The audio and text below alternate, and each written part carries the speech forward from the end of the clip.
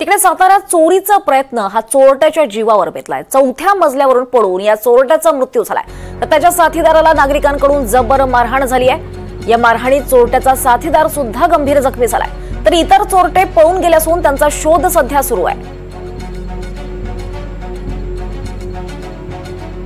त्या साताऱ्यातली ही घटना आहे। साताऱ्यात चोरीचा प्रयत्न या चोरट्याच्या जीवावर बेतलाय।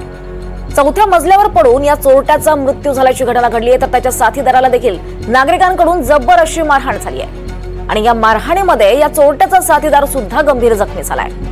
त्याचबरोबर त्याच्या सोबत असलेले इतर चोरटे यांना पळून जाण्यात यश आलंय। त्यांचा शोध सध्या पोलिसांकडून सुरू आहे। साताऱ्यातली ही घटना आहे। साताऱ्यामध्ये या चोरीचा प्रयत्न या अगदी चोरट्याच्या जीवावर बेतलाय। याचा आढावा घेतलाय आमचे प्रतिनिधी राहुल तपासे यांनी।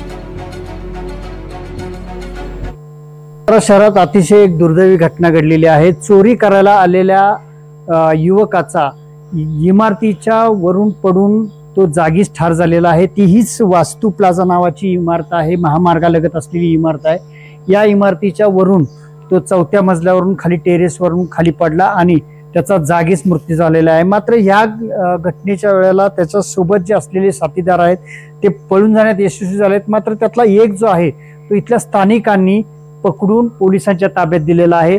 मात्र यावेळी जी काही पोलिसांनी चोरट्यांमध्ये झटापट झाली त्याच्यामध्ये इथल्या स्थानिकांनाही जखमा झालेल्या आहेत। इथले स्थानिक आपल्या सोबत आहेत। दादा, काय सांगाल, रात्री नेमकं तुम्ही बघितलं, काय झाली घटना?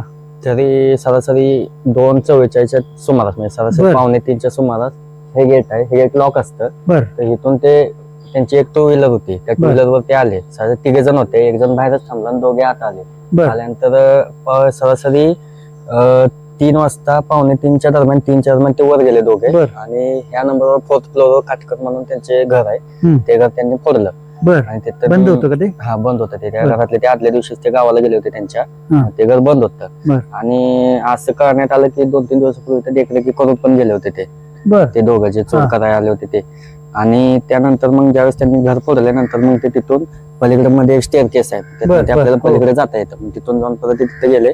तिथे गेल्यानंतर आमच्या तिथल्या एका शेजारच्या रूम मध्ये, आमच्या शेजार त्या शेजारच्या रूम मध्ये जे झोपलेले होते त्यांना त्या खोलीत हालचाल होती, कारण ते घर पण बंद होतं। ती हालचाल होती त्यांना जाणवलं। मग त्यांनी उठून बाहेर कडे लावले ना, शेजारच्यानं सांगितलं। तिथं मेजर अंकल वगैरे आहेत, ते करत होते, आर्मी मध्ये होते। त्यांनी त्यांची झटापट झाली आणि त्यातला एक जण होता तो, त्याने ते रॉड मारला डोक्यात, त्यांना पण जखम झाली इथले स्थानिक? हा, स्थानिकांना, ते आर्मीचे म्हणजे आर्मी अंकल आहेत ते, त्यांना जखम झाली ते। मग काय नाव आहे त्यांचं? जाधव म्हणून नाव आहे त्यांचं। ते खोज पडली का? हा, लागले त्यांना। मग ते तरी सुद्धा त्यांनी पकडलं। मग त्यातला एक जण आम्हाला तिथे सापडला। आणि त्यातला एक जण होता जो तो पळून गेला, टेरेसवर गेला। नंतर आम्ही टेरेसवर बऱ्याच ठिकाणी शोधाशोध केली पण तो सापडला नाही, लपून बसला होता। आणि ते झाल्यानंतर मग जो आम्हाला सापडला त्याला आम्ही विचारपूस केली। त्यांना विचारलं तर त्यांनी सांगितलं आम्ही 2 जण होतो, एक जण आमचा बाहेर होता, तो गेला। मग त्याने आम्हाला माहिती दिली।